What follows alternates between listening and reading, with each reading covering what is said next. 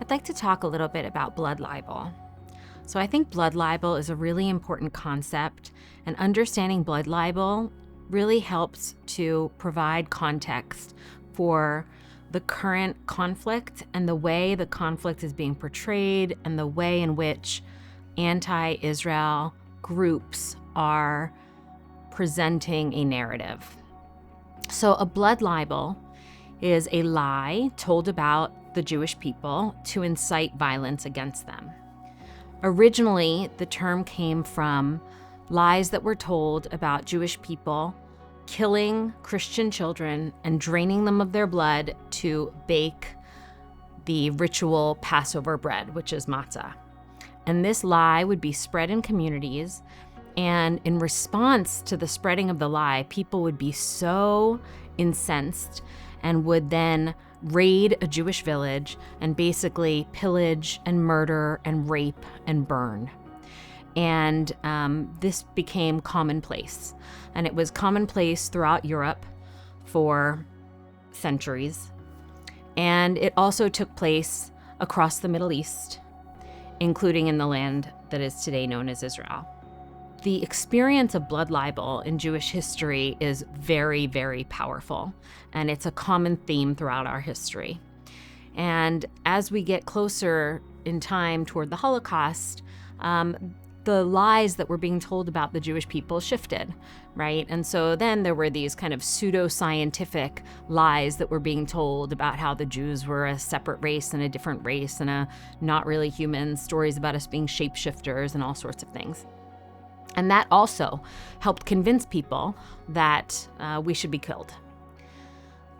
I believe that what we're seeing today in the anti-Israel movement, which often calls itself pro-Palestinian, is a movement rooted in multiple blood libels.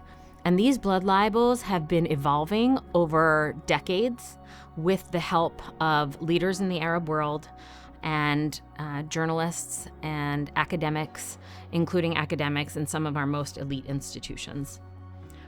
So the kind of overarching blood libel that has been targeting the Jewish people and specifically the state of Israel is that Israel is a settler-colonialist venture, that it is an apartheid state, and that it is committing genocide against the Palestinian people.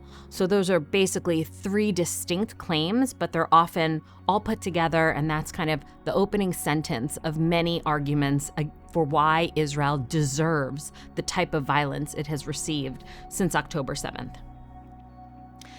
I think that contextualizing these lies as part of the larger historic experience of the Jewish people is really relevant in terms both of understanding the Jewish perspective on this and why there's so much concern about these lies spreading, and also understanding the intention behind telling these lies.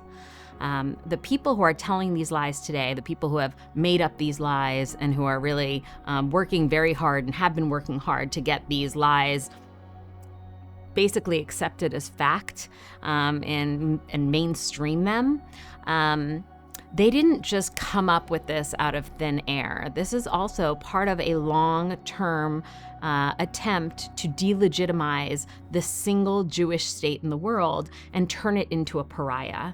And they learned from their predecessors how to go about doing this. I mean, Nazi ideology is alive and well in the Islamist world and has been for a very long time. And even if we go back to the time of Hitler, we know that Hitler and the Grand Mufti of Jerusalem were allied together in their work to ensure that the Jewish people not only would be eradicated from Europe, but also would not be able to reestablish an independent homeland in Israel.